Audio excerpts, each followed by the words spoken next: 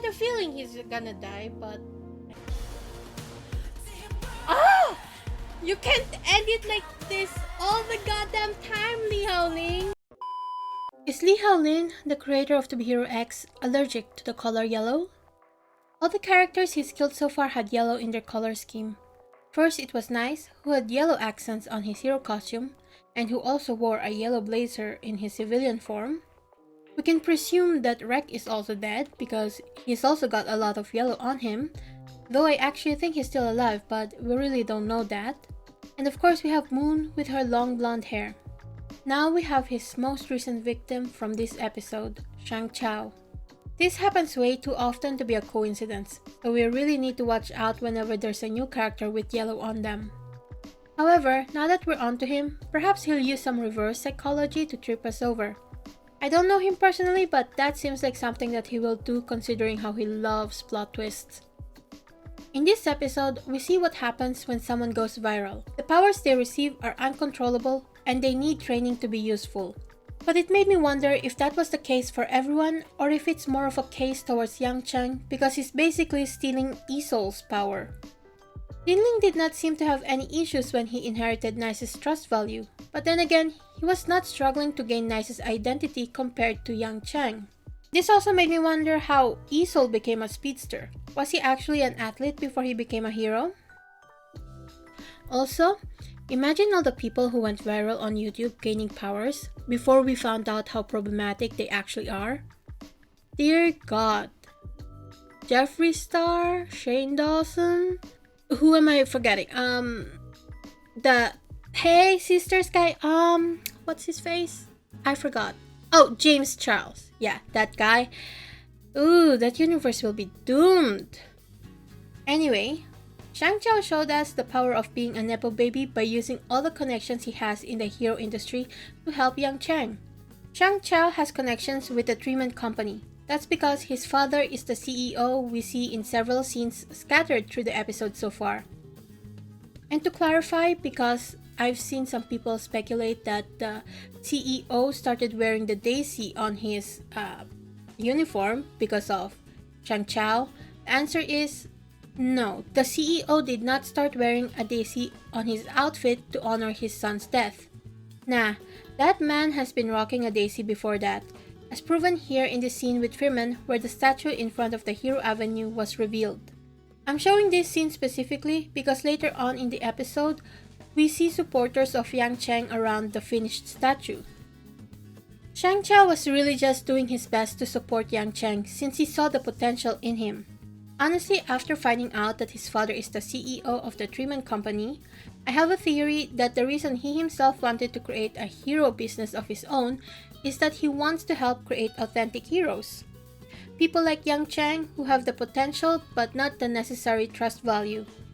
It will be a great contrast to how the Dreaming Company operates through lies and marketing, since it's the company that created Nice and his fake relationship with Moon and rivalry with Rek. Shang Chao was able to use his connections to sponsor Yang Cheng and even bail him out of a lawsuit by hiring Enlighter to be their lawyer. Which honestly surprised me. I was not expecting that petty bastard to reappear after episode 4. Hell, I thought I'd see cameos of other heroes like Nice or Firman before I ever saw Enlighter ever again. But plot-wise, it made sense since the company Isol is signed with is literally slandering Yang Cheng. What better hero would there be to hire than someone obsessed with uncovering the truth? Yang Cheng, who was finally able to dream, spiraled while he was in the interrogation room. We see the effect of what having zero trust value did to him growing up. He was bullied and ostracized, people didn't give him a chance to prove himself, and we also find out that there are jobs out there that require trust value to even intern with them. That's fucked up. It was honestly no wonder that he became so insecure and got such a defeatist attitude. Ever since his parents died, he had no one who believed in him and he saw no future for himself. That's why, when he said, to be able to dream is pretty great, it really hit hard. This made me wonder, how is it that he had zero trust value for so long? I'm going to assume that everyone in the story has trust values, but you need a certain amount to become a hero. The first people who will ever trust you in the world are your parents, and because his parents died when he was young, his trust value plummeted to zero. Now the question is this the same for all orphans? But wouldn't that mean that all orphans have zero trust value to begin with? Yang Cheng pretty much grew up in an orphanage. Were the kids who bullied him fellow orphans, or were they actually classmates of his? We don't really know since it's not specified. It's very confusing, and I hope we get more answers about the trust value system as the series goes on. This episode was pretty accurate at what would happen when two celebrities are pitted against each other and one of them happens to be younger. There will be comments like, "Time to retire" for Isol and "fraud" or "fake" for Yang Cheng. A reporter asked Isol if he was going to be fighting any villains or if he would be focusing on promotional work. This made me wonder how much Isol has been fighting recently, or if he was busy promoting his 34th anniversary as a hero and if his powers are starting to wane because of his age. After all, he couldn't keep up with Magic Shadow and it took Fearman accidentally killing his nemesis for their rivalry to end. Yang Cheng as Isol has been fighting crimes in his stead, and the fact that he's using an old version of Isol's uniform triggers the nostalgia factor to his older fans. We all know that nostalgia sells, as seen with all the remakes of beloved shows popping up lately, but not all are up to par and most shows should be left as they are. What was the point of making another remake of Avatar: The Last Airbender and messing up the characterization when the characters were perfectly fine as they were? There was absolutely no need to make a live-action remake of How to Train Your Dragons, and dear God, don't get me started on the Disney remakes.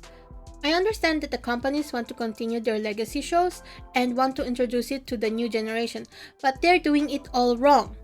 What they're doing instead is making fans angry by not honoring the original. This is why I think Yang Cheng as Isol works. Yang Cheng wearing an older hero outfit of Isol's was clearly honoring the original in some fans' eyes. It's totally not because Yang Cheng was broke and couldn't afford a better hero outfit. They didn't need to know that. Actually fighting crimes, helping people out, and generally just being a nice guy to be around has made Yang Cheng a more approachable Isol compared to the original. Shang Chao mentioned that there's something Yang Cheng has that Isol doesn't, and that's the fact that even without a mask on, he's still Isol. This was an odd thing to say from Shang Chao, considering the effect that people's beliefs have on the hero's powers that we've seen so far. It can be assumed that Shang Chao didn't know about how cursed it could be. Which is odd considering his father and all the internships in hero agencies he's done so far. This shows to me that his father most likely sheltered him from the reality of what the masses' beliefs could do to heroes.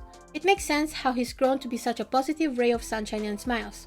Shang Chao is definitely a great manager, because Yang Cheng's ranking skyrocketed while Isol is slowly going down. Fame always follows with that kind of popularity, but thanks to Xia Qing, Yang Cheng was able to stay grounded. Shang Chao did so much to help Yang Cheng, but all he got in return was a bullet to the head. This might be copium on my part, but I think Shang Chao is actually still alive. Listen, he was wearing a helmet. There was no way he would have died through that, right? Also, that helmet must be more sturdy than normal helmets, since it was made for a hero who gets flung around while fighting. I also think that the person who shot him was actually crook number 1. Not only does the person have a very similar looking hairstyle, there's also a lot of orange highlights in his outfit. And you know who also has orange in his outfit? This guy! Aside from that, you might also be wondering why Yang Cheng wasn't able to reach Shang Chao on time when he was a speedster. I actually think it's because he doesn't actually have any powers when he's not wearing the costume, or at least it wasn't triggered until he wanted to save Shang Chao at that very moment. At that point, Isol's power and Yang Cheng merged. Now he wasn't just Yang Cheng outside of the costume, he was also Isol. What do you guys think? Are you coping like me and still think that Shang Chao is still alive? Who do you guys think is the motorcyclist? How shocked were you when Enlighter popped out of nowhere to save the day? Also, what do you guys think of me talking a little bit faster in this video? I don't generally talk this fast in real life, but I'm trying to get you guys' attention, so yeah. Oh, and before I review the preview video, I'd like to introduce myself. Hi, I'm Faye, and I'm a webcomic artist who makes analysis videos on the side. I'm currently doing a theory and analysis series for To Be Hero X, so if you like my videos so far, please like and subscribe, it really helps my channel a lot. I'd also like to thank my patrons, Robek, Vanarik, and Jevol Jevolitska. If you're interested in supporting me, my videos, and webcomic, please check out my Patreon. I post sketches and work-in-progress shots about my webcomic for my $2 patrons, and my $5 patrons can watch YouTube videos ahead of time along with a full version of certain speed paintings. Now, let's talk about a preview of the next episode. Remember to tag spoilers if you want to talk about it in the comment section. Thank you! In the preview, we see Yang Cheng and Cheng at a funeral that is most likely Shang Chao's. Honestly, I don't trust HAOLIN. This is the same thing he did for episode 2 preview. He made us think that Moon was dead by showing a funeral when in fact she was getting ready to go on her vacation and enjoy her freedom. So it's possible that the same could be said with Shang Chao's, except maybe instead of him going on vacation, he's in a coma thanks to the headshot. Yang Cheng looks like he's consumed by rage over the death of Shang Chao, as we see him training with Ching looking worriedly on the side. In the next episode, we will probably see a lot of Ching reminding him why he became a hero, just like how we saw a lot about Shang Chao in this episode. However, despite Ching's reminders, Yang Cheng looks like he's headed towards a dark path. The trailer of Yang Cheng attacking Isol while shrouded in darkness makes so much more sense now if that were the case. Yang Cheng also challenges Isol in a 1v1 match, and we will see the two duke it out. I'm going to assume that Yang Cheng won, because we see a cameo of him in episode 3 openly helping someone get out of a car when Wolf Girl's bombs detonated in the city. How do I know it's him? It's because the lightning he left behind when he ran to help was blue and not purple. Timeline-wise, that event will be 5 years from now. There probably won't be enough time to explain the situation of the story since the next episode is the last Isol episode before we start Lucky Science arc. That's about it for this video. I hope we get an explanation and finally find out who killed Moon. I'll see you guys next week. Bye!